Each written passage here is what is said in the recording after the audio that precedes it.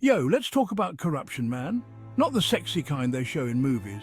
I'm talking about the real deal, the kind that infects your local government, your schools, even your neighborhood watch. We've all seen it, that pothole that never gets fixed, the shady contract going to the mayor's brother-in-law, the public funds vanishing into thin air. That's corruption, my friends. And it's eating away at the fabric of our communities. It's like a disease, man. It starts small, maybe a little bribe here, a little favoritism there. But it spreads, slowly poisoning everything it touches. Pretty soon you can't trust anyone in power, and basic services crumble. This isn't some abstract problem, people. This is about our lives, our families, our future. It's time to shine a light on this darkness and take back our communities. So, what does corruption actually look like? Well, it comes in many flavors, my friends, but they all leave a bad taste in your mouth. First up, we've got the classics, bribery and extortion. Think of a cop taking a bribe to look the other way, or a building inspector demanding a gift to approve a permit. Straight up quid pro quo corruption. Then there's embezzlement, where public officials treat taxpayer money like their personal piggy bank. Think of inflated contracts, ghost employees, and funds disappearing into offshore accounts.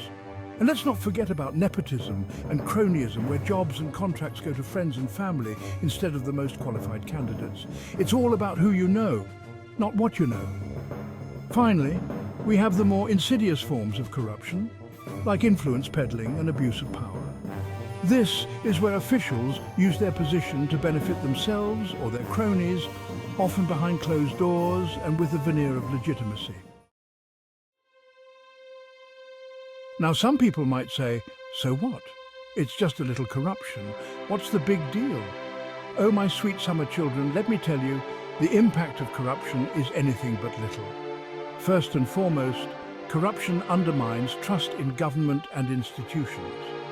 When people see their leaders stealing and cheating, they lose faith in the system. Cynicism festers and civic engagement plummets. Second, corruption erodes the rule of law. When laws are applied selectively and justice is for sale, it creates an uneven playing field. The powerful act with impunity while the vulnerable are left to suffer. Third, corruption stifles economic growth. Businesses are hesitant to invest in places where corruption is rampant. Why risk your money when you know it's going to end up in some corrupt official's pocket? And let's not forget about the impact on public services. When funds are siphoned away, schools crumble, hospitals lack resources, and infrastructure deteriorates. It's the most vulnerable members of society who suffer the most. Section 4. Fighting back strategies for a corruption-free community. So the question is, what are we going to do about it? Are we just going to sit here and take it? Hell no! We're going to fight back, and we're going to fight back hard. First and foremost, we need transparency. Sunlight is the best disinfectant, my friends.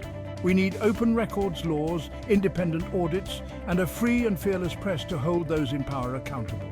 Second, we need strong institutions. We need independent anti-corruption agencies with the power to investigate and prosecute corrupt officials, regardless of their position or connections. Third, we need citizen engagement.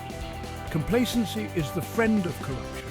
We need to be vigilant, speak out against wrongdoing, and demand better from our leaders. Fourth, we need education. We need to teach our children about the importance of integrity, ethics, and civic duty. We need to create a culture where corruption is not tolerated. Finally, we need international cooperation. Corruption often crosses borders, so we need to work together to share information, track down stolen assets, and bring corrupt individuals to justice. Section 5. Power to the people. Why citizen action is key. Now I know what you're thinking. Hassan, this all sounds great, but what can I do? I'm just one person. Let me tell you, my friend, never underestimate the power of one voice, one vote, one action. Start by getting informed. Learn about your local government, who your elected officials are, and how your tax dollars are being spent. Knowledge is power, my friends. Then speak up, attend town hall meetings, write to your representatives, and use social media to raise awareness about corruption. Don't be afraid to be a pain in the neck to those in power. Support organizations fighting corruption. There are countless NGOs and citizen groups working tirelessly to expose corruption and promote transparency. Donate your time, your money, or your skills, and most importantly, vote. Elections have consequences. Do your research, choose candidates with integrity, and hold them accountable once they're in office.